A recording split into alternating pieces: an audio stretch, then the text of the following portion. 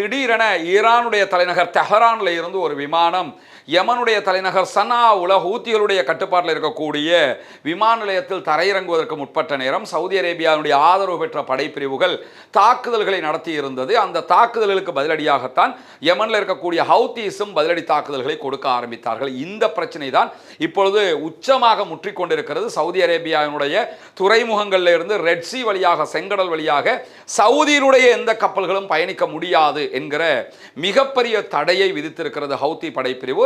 அப்படி பயணித்தால் அவர்கள் மீது தாக்குதல்களை நடத்துவோம் என்று அவர்கள் தாக்குதல்களையும் நடத்துகிறார்கள். அதே நேரம் அன்றைய நாளிலேயே சவுதியிலிருந்து பெட்ரோலிய பொருட்களை ஏற்றுக்கொண்டு சென்று கொண்டிருந்த சீனாவினுடைய 2 பெரிய டேங்கர்கள் மேலே அவங்க எந்த அட்டாக்கையுமே பண்ணல. அப்போதான் என்ன சொன்னாங்கன்னா, பாபல் மந்தப் ஓப்பன் ஆகித்தான் இருக்குது, சவுதியினுடைய கப்பல்களுக்கு மட்டும்தான் தடை விதித்திருக்கிறோம் என்று சொன்னார்கள். அந்த அடிப்படையில் இப்படியான சூழ்நிலையில் சவுதி அரேபியாவுக்கு சொந்தமான 10க்கும் மேற்பட்ட கப்பல்கள் பாபல் மந்தப் வழியாக ஆசியா கண்ட்ரிக்குள்ள வர வேண்டிய கப்பல்கள் யூட்டர்ன் அடித்து சுயஸ் கால்வாய் வழியாக ஆப்பிரிக்காவை சுற்றி பயணிப்பதற்கு தொடங்கி இருக்கின்றன. அமெரிக்கா சவுதி அரேபியாவுக்கு அணு தொடர்பான தொழில்நுட்பங்களை வழங்குவதற்கு ஒப்புக்கொண்டிருக்கிறார்களே, இது தொடர்பாக உங்களுடைய கருத்துக்கள் என்ன என்று கேட்கும்போது, தாராளமாக சவுதி அரேபியா உள்ளிட்ட பிராந்திய சகோதர நாடுகள் அணு தொழில்நுட்பத்தை பெற்றுக்கொள்ள வேண்டும். அணு தொழில்நுட்பம் தேவையானது, அதைத்தான் நாங்களும் பண்ணிக்கிட்டதுக்கு முயற்சி பண்றோம். ஆனா எங்களை தடுக்கிறவங்க சவுதி அரேபியாவுக்கு கொடுக்கறாங்க. எங்களுக்கு ஒன்றும் பிரச்சனை கிடையாது. சவுதி அரேபியாவுக்கு அந்த தொழில்நுட்பத்தை அமெரிக்கா கொடுப்பதில் எங்களுக்கும் மகிழ்ச்சி தான். ஆனால் இஸ்ரேல் அதை கொடுக்க விட மாட்டாங்க.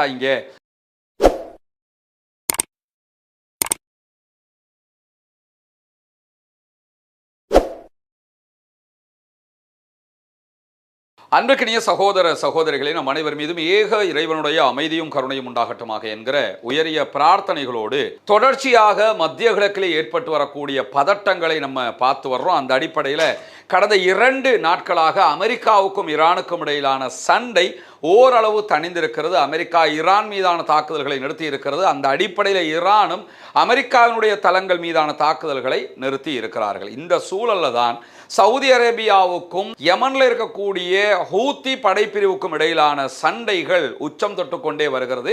2 தரப்பும் மாறி மாறி அட்டாக் பண்ணி கொண்டிருக்கக்கூடிய சூழல்ல இன்றைய நாள் வெளியாகி இருக்கக்கூடிய தகவல்கள் பிரகாரம் சவுதி அரேபியாவினுடைய 3 டேங்கர் கப்பல்கள் மேல ஹவுத்தி படைப்பிரிவினர் தாக்குதல்களை நடத்தி இருக்கிறார்கள். சவுதி அரேபியா கடந்த 10 ஆண்டுகளுக்கு மேலாக யமன் பரப்பு மேல ஒரு முற்றுகையை விதித்திருக்கிறார்கள். யமனில் இருக்கக்கூடிய ஹவுத்தீஸ் இருக்கக்கூடிய பகுதிகளுக்கு எந்த கப்பல்களும் போகக்கூடாது, எந்த தரைவழியான பொருட்களும் போகக்கூடாது என்கிற தடைகள் விதிக்கப்பட்டிருந்தாலும் ஹவுத்தீஸ் சவுதிக்கு எதிரான தரப்போடு வியாபாரங்களை செய்து கொண்டுதான் இருக்கிறார்கள். அவர்களுக்கு தேவையான பொருட்கள் ஓமான்ல இருந்து கிடைத்து கொண்டிருக்கிறது. ஏன்னா ஓமான் அவங்களுடைய நட்பு நாடாக இருக்கிறது. கொள்கை ரீதியாகவும் அவங்க இணைந்தவங்களாக இருக்கிறதுனாலையும், இரண்டாவது அவர்களுக்கு தேவையான அனைத்துமே ஈரான்ல இருந்து கிடைத்து கொண்டிருக்கிறது, முழுமையான ஆயுதங்கள் பட உணவுகள் வரைக்கும்.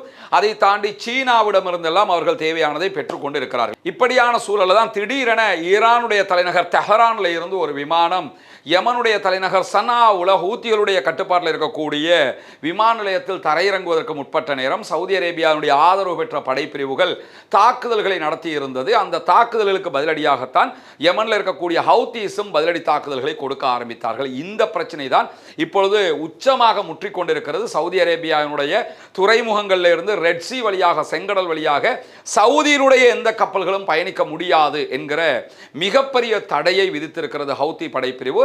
அப்படி பயணித்தால் அவர்கள் மீது தாக்குதல்களை நடத்துவோம் என்று அவர்கள் தாக்குதல்களையும் நடத்துகிறார்கள். இந்த பிரச்சனையை ஆரம்பித்த முதலாவது நாளே சவுதி அரேபியாவுடைய 2 மிக பெரும் டேங்கர்கள் மேல அவங்க அட்டாக் பண்ணி இருந்தாங்க.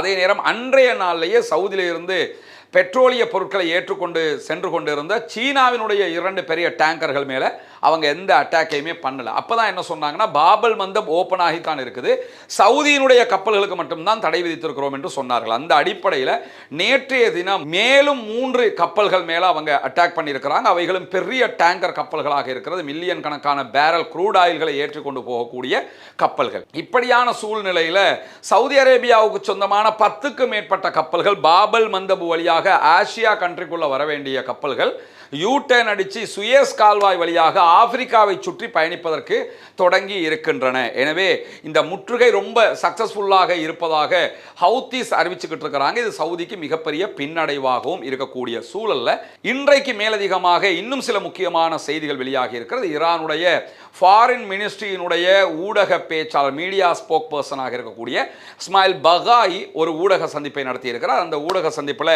அமெரிக்கா சவுதி அரேபியாவுக்கு அணு தொடர்பான தொழில்நுட்பங்களை வழங்குவதற்கு ஒப்புக்கொண்டிருக்கிறார்களே, இது தொடர்பாக உங்களுடைய கருத்துக்கள் என்ன என்று கேட்கும்போது, தாராளமாக சவுதி அரேபியா உள்ளிட்ட பிராந்திய சகோதர நாடுகள் அணு தொழில்நுட்பத்தை பெற்றுக்கொள்ள வேண்டும். அணு தொழில்நுட்பம் தேவையானது, அதைத்தான் நாங்களும் பண்ணிக்கிட்டதுக்கு முயற்சி பண்றோம். ஆனா எங்களை தடுக்கிறவங்க சவுதி அரேபியாவுக்கு கொடுக்கறாங்க. எங்களுக்கு ஒன்றும் பிரச்சனை கிடையாது. சவுதி அரேபியாவுக்கு அந்த தொழில்நுட்பத்தை அமெரிக்கா கொடுப்பதில் எங்களுக்கும் மகிழ்ச்சி தான். ஆனால் இஸ்ரேல் அதை கொடுக்க விட மாட்டாங்க.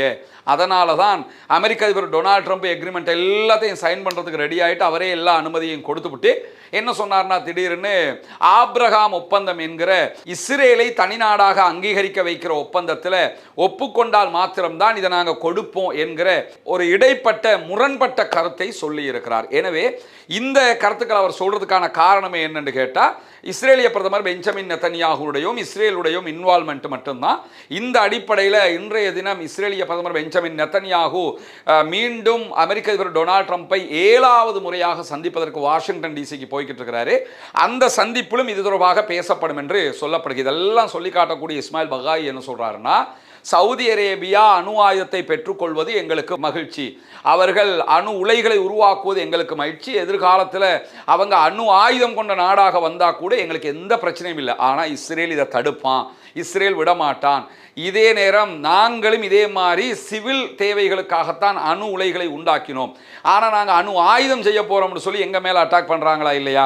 அப்போ நாங்கள் சிவில் தேவைகளுக்காக பொதுமக்களுடைய பயன்பாட்டுக்காக அணு உலைகளை உண்டாக்கினால் அதற்கு எதிராக அமெரிக்கா யுத்தம் செய்கிறது, சவுதி அரேபியாவுக்கு அதே தொழில்நுட்பத்தை கொடுக்கிறது என்றால் இதை பொதுமக்கள் உலக மக்களிடத்திலேயே இதற்குரிய ஜட்ஜ்மெண்ட்டை நாங்கள் விட்டுடுறோம் அப்படின்னு இருக்கிறாங்க. ஏன்னா 2 பேரும் ஒரே வேலையை தான் செய்கிறோம், நாங்கள் செய்யக்கூடாது, அவங்களுக்கு நாங்களே கொடுப்போம்னா இது என்ன நியாயம் என்கிற விதமாக அவர் இந்த கருத்துக்களை சொல்லி இருப்பதை நம்ம பார்க்க முடிகிற அதே நேரத்தில் மேலதிகமாக தற்போது அமெரிக்காவோடு ஒரு சமாதான பேச்சுவார்த்தைக்கு ஈரான் போகிறதா என்று கேட்கும்போது, நாங்கள் போக வேண்டிய அவசியம் இல்லை, அவங்க தான் எங்களை கேட்டுக்கிட்டு இருக்கிறாங்க. பொதுவாகவே நீங்கள் பார்த்தீங்கன்னா எப்பொழுதெல்லாம் பெட்ரோலியம் விலை உயருமோ, க்ரூட் ஆயிலில் விலை எப்போ எல்லாம் ரேட்டு கூடுமோ அப்போ எல்லாம் அமெரிக்கா பேச்சுவார்த்தைக்கு வருவாங்க.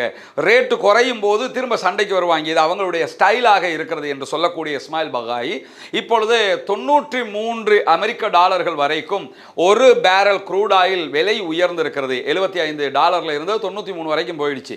எனவே இப்போ அது எதிர்வருகிற தேர்தல்களுக்கு சிக்கலாகுங்கிறதுனால உடனே நம்ம ஒரு பேச்சுவார்த்தைக்கு வருவோம், வாங்க திரும்ப பேசுவோம், சமாதானம் வர்றாங்க, திரும்ப மீண்டும் அவர்கள் சண்டைக்கு வருவார்கள் என்பதில் எங்களுக்கு எந்த சந்தேகமும் கிடையாது. எது எப்படி போனாலும் நாங்கள் 2க்குமே எப்பொழுதும் தயாராக இருக்கிறோம் என்கிற பதில்களையும் சொல்லியிருக்கிறார். இன்றைக்கு வெளியாகி இருக்கக்கூடிய மிக முக்கியமான செய்திகளுடைய இதுவரையான செய்தி தொகுப்பை தான் உங்களோடு பகிர்ந்து கொண்டிருக்கிறோம்.